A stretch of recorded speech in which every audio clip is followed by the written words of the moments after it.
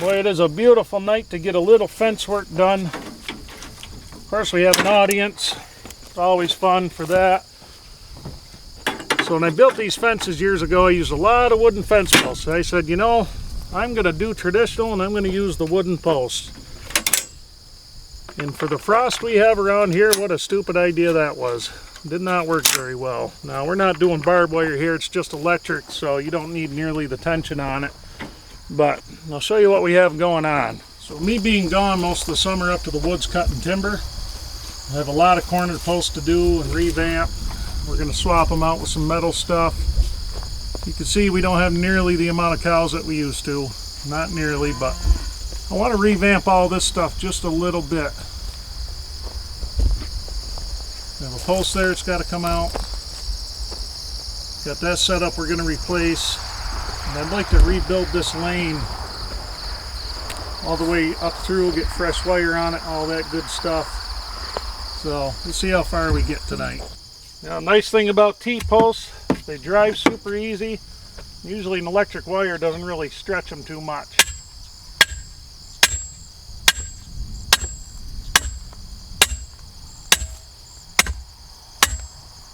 First, I'll probably get her in there crooked like I always do, because I don't know. I got a good eye for level, but that one I'm right up close.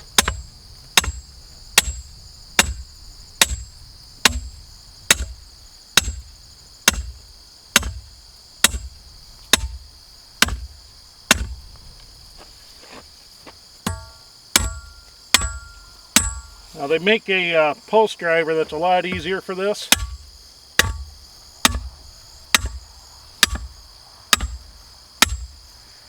I need to make a new one because you guys know how I am, I'm cheap.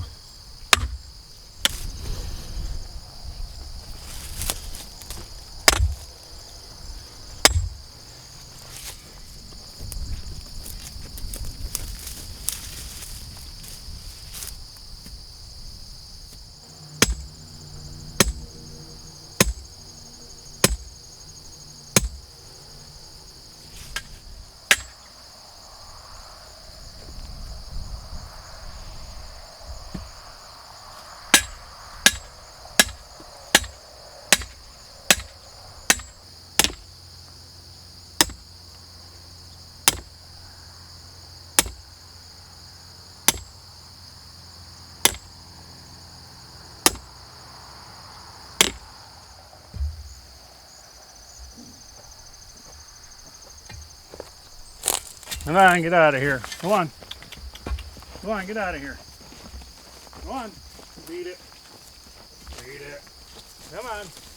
Get out of here. Get up there. Come on. Show's over. Let's go. Get out of here. Come on. Get up there.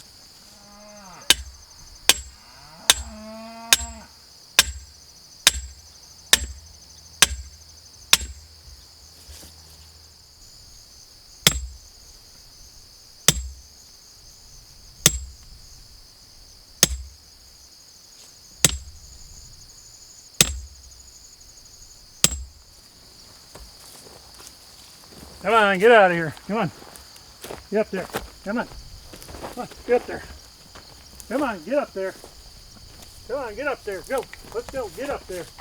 Come on, get up there. Come on. Come on. Get up there. Get out of here. Come on. Get up there. Come on. Come on. Good girl. Come on. Get up there. Get up there. Come on. Steer this way. Come on, get up there. Come on. Come on, get up there. Come on, get out of here. Come on, get up there.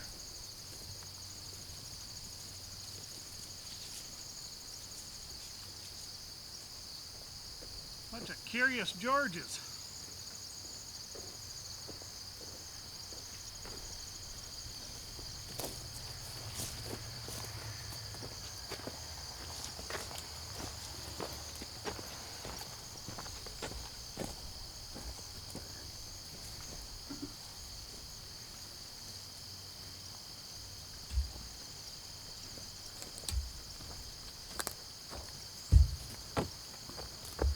No, not me.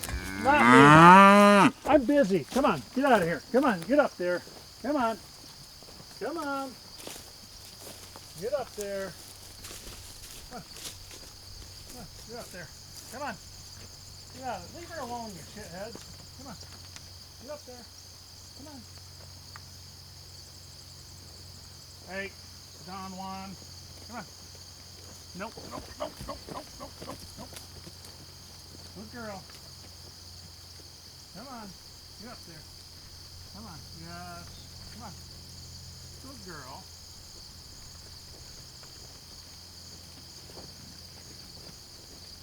Come on. Get out of here. Come on. Come on. Get out of here. Don't you do it. You want to go that way. Go on. Go on. Get out of here. Come on. Get. Come on. Get up there. I'll go this way with her.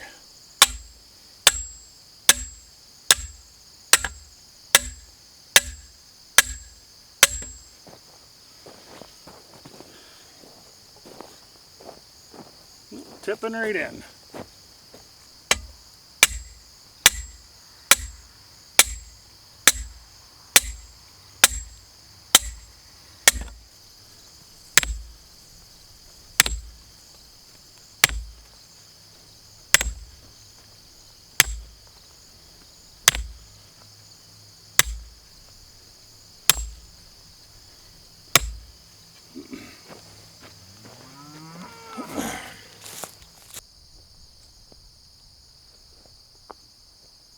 I tell you, we have some of the prettiest sky here. I never get tired of those clouds. Very, very relaxing.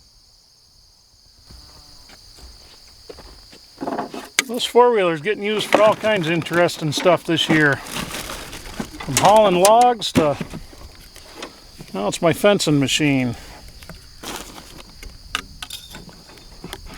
See if we can turn it into a nice little spoolie rack for us. There's one.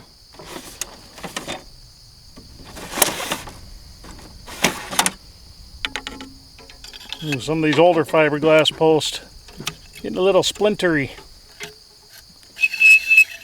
Oh, that's an annoying noise.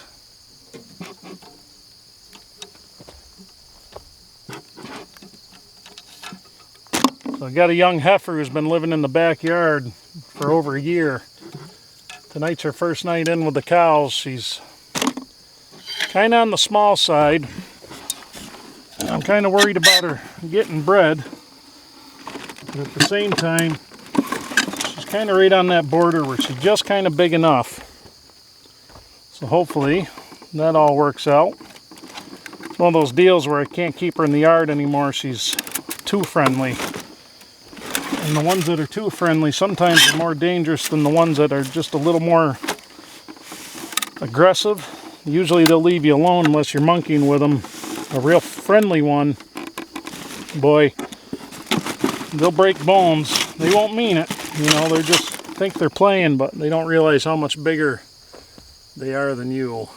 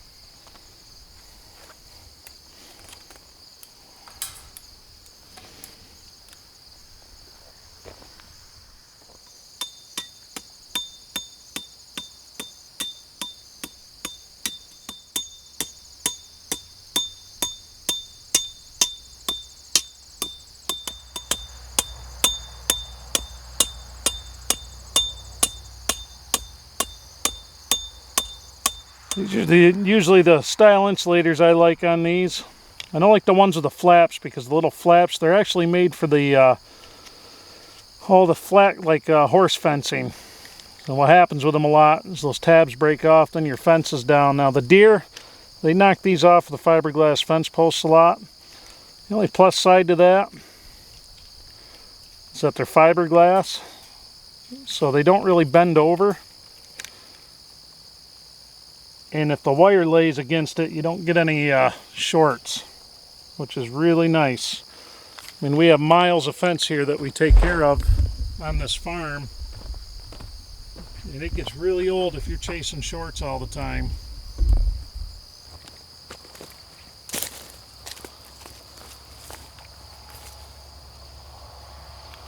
I mean, I've got a 50-mile fence charger on this, which I don't really need quite that big of a charger, but it's awful nice to have the juice behind it, the power. And we like to use a 12-gauge fence wire just because it holds up a lot better. Galvanized, of course.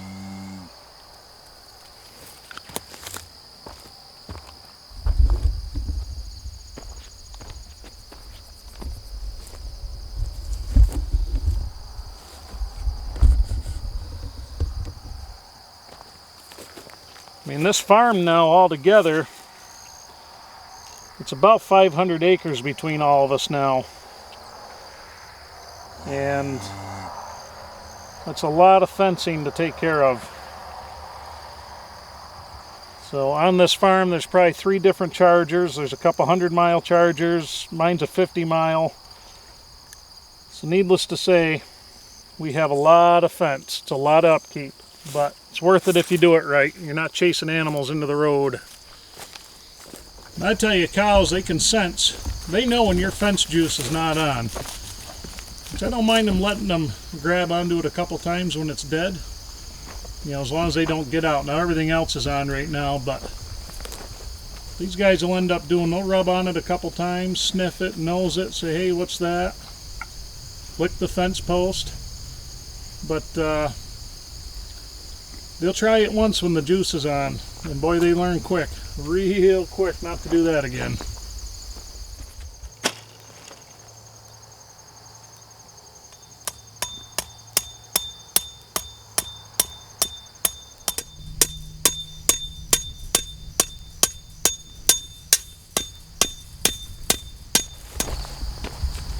Let's see if we could do it without him getting, he's fairly tame.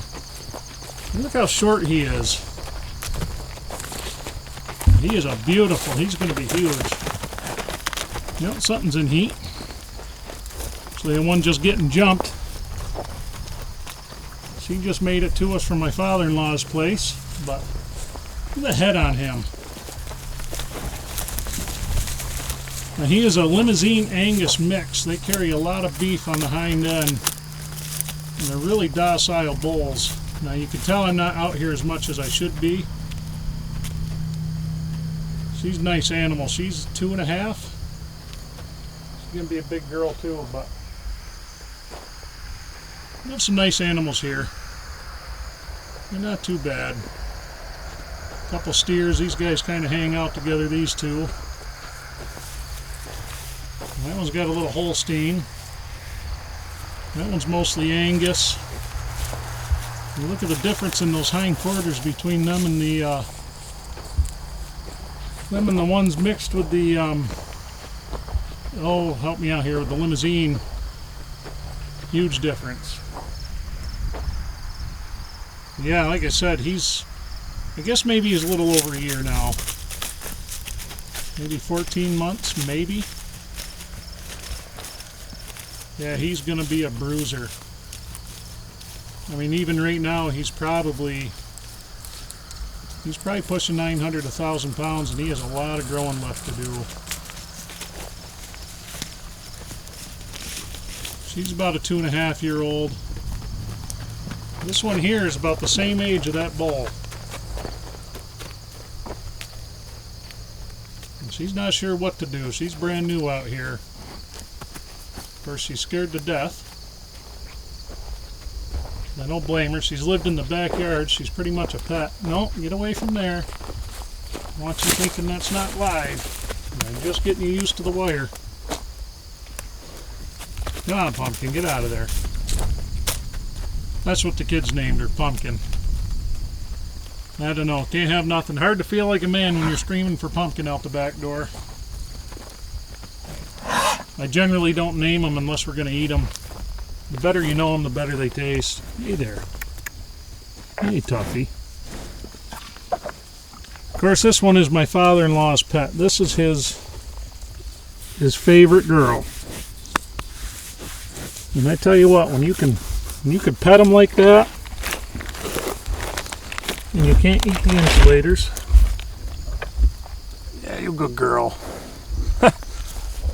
You got some fur on those ears. I think that might be a leftover, some Scottish Highlander.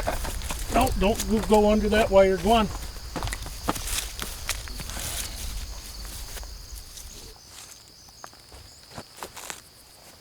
Now, everybody has their own way of doing their fence corners. I kind of like this method. We're banging on the tripod a little bit. I've always kind of liked this method.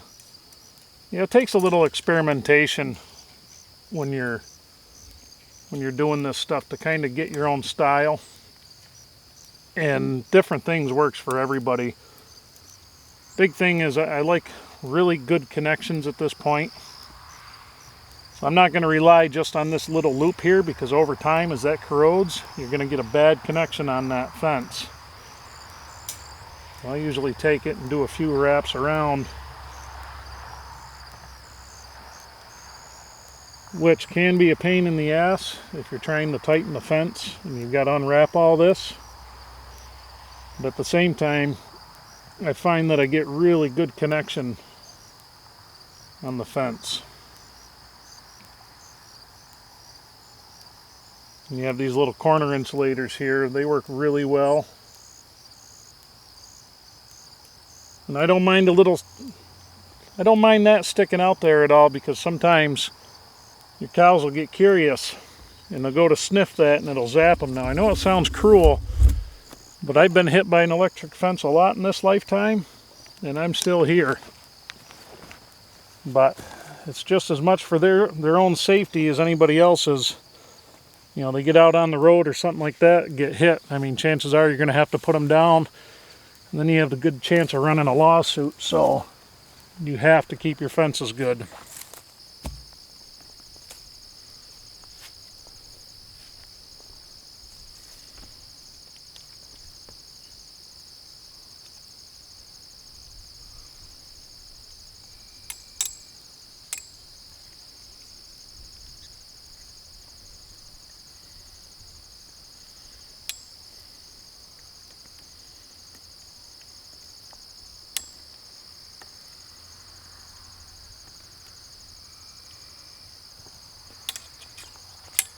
Best part is when you're doing a fence and you have an old live one sitting next to the one you're working on. It's awesome when you touch your brand new wire to that other fence and you realize just how hot your fence charger is. Oh, that's always an adventure. These have to be wrapped really tight, especially on these T-posts. You've got the bumps here, and they're great. But if you don't have this part wrapped tight enough, those things come off of there, they'll slide down, then your fence is down. It's no good. The biggest reason I'm using these T-posts like this is honestly because they don't work out of the ground with the frost. We've got fence posts that have been in on this farm for over 20 years, metal T-posts. They've never moved a bit. I mean, you just really can't beat it. They're expensive. 6-footers, that's what these are. These were $5 a piece. I picked up 10 of them today to do this. But they're nice and rigid for what we're doing. And I can get a little tension on my fence without yanking the post. Now, wooden posts are nice. Don't get me wrong. I mean, I've got a lot of them here. But I've gotten to the point with them where I'm going through every spring, pounding them all back in, and then we get a wet summer like this. Now all these posts, even this one, these were all nice and straight here a few months ago. But with the wet summer we've had, all that rain, the ground softens up, and it's just a nightmare for trying to keep them where you need them. Now I'm wrapping a lot of tail on here that I don't need, but I find I like having the extra wire. In case they break a wire, I can splice it real easy. And I don't like cutting them and having little bits of fence kicking around the pasture. I had a fence wire that I missed picking up last year. That bull we have, his brother, got a piece of it wrapped around his leg, and it was so muddy it's hard to see his ankle, so I missed it. And I felt horrible because that poor animal, that wire had cut into his ankle. And it's my own fault not paying attention to where my old wire was. I mean, he's fine now. We got the wire out, we got him in the corral, tied him up, and we're able to get it out. But he was healing a long time, and that was totally my fault. It must have been maybe a 3-4 foot piece of wire that got left, but what happens is it loops around their legs, and when they're walking around, they'll catch one end of that wire off, and it cinches it right down, and it doesn't loosen up. We actually had to cut it out of there with side cuts. It's nothing I care to ever repeat. If any of you have been farming a long time or are raising animals, I'm sure a lot of you have seen that happen at one point or another, but it's really not a fun thing. So now I'm really careful about leaving any wire out. I make sure that what comes out here with me, if it doesn't get used, it goes back to the barn. And I used to have a bad habit of coiling up pieces, hanging them on a tree or in a bush nearby, thinking, oh, it's right here if I need it again. Gates, stuff like that you use seasonally. So I'll hang it in this tree, it'll be here for me next spring when I need it again. Bad practice. So now that doesn't happen. It does not happen anymore. So proof of life video, whatever you want to call it. I figure I've got a lot of farm chores right now going on that I need to get taken care of. And it's been a long time since I've taken you guys along on this. I've had some of you have requested, hey, where's all the farm videos? Last few weeks I've been hitting the haying really hard, so we haven't been putting videos out because, like I told you a few videos ago, trying to get things done running the camera when you're really under the gun, it's just not possible.